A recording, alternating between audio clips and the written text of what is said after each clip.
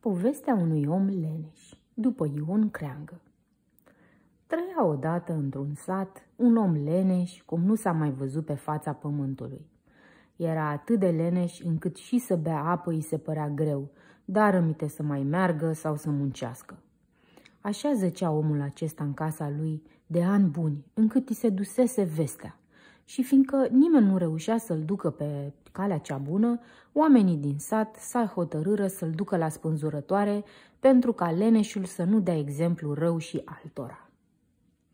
Zis și făcut. Doi țărani mai vânjoși au mers într-o dimineață și l-au luat pe leneș din patul lui, l-au pus într-o căruță. Omul nu s-a împotrivit, ba chiar s-a bucurat că nu trebuie să meargă pe jos, ci leagănă căruța. În drumul lor au întâlnit o trăsură în care era o cucoană miloasă. Aceasta oprește trăsura și îl întreabă: "Ce a pățit omul din căruță? Cred că e bolnav, căci e tare slăbit și palid." "E bolnav de lene, doamne," răspunseră țăranii. "E slăbit pentru că nu s-a ridicat din pat de un amar de vreme și e palid din cauza că nu a văzut lumina soarelui. Îl ducem la spânzurătoare ca să nu mai facă degeaba umbră pământului." "Vai de mine," strigă cucoana, "nimeni nu merită așa soartă. Mai bine duceți-l la moșia mea. Am un șopron plin cu pesmeți. Îl pun acolo un pat și are și el grijă de casă și se hrănește cu pesmeți.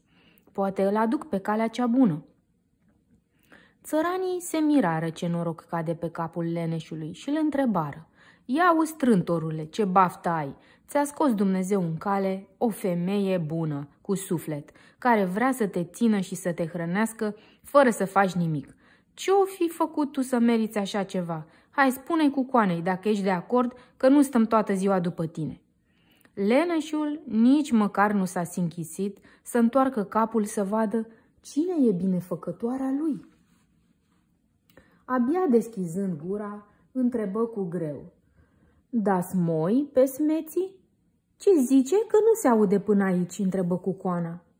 "Mi-e și rușine să vă spun," zise un țăran. "Trântorul întreabă dacă sunt moi pesmeții." "Da ce iartă, Doamne, iartă-mă," spuse cucoana, "el nu poate să îi înmoaie, că doar altă treabă n-are de făcut." "Auzi, parazitule, îți înmoi singur pesmeții sau nu?" Obosit din calea afară, că iar trebuie să vorbească, leneșul bolborosi: "Mai bine nu. E prea mult de muncă. Prefer să mă legăn în frânghie."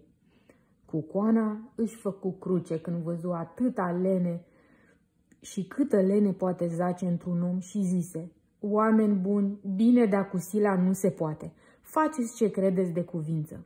Țăranii îl duseră pe leneș la spânzurătoare și scăpară satul de o așa mare pacoste. Și nu s-a mai pomenit de atunci vreun om leneș în acel sat.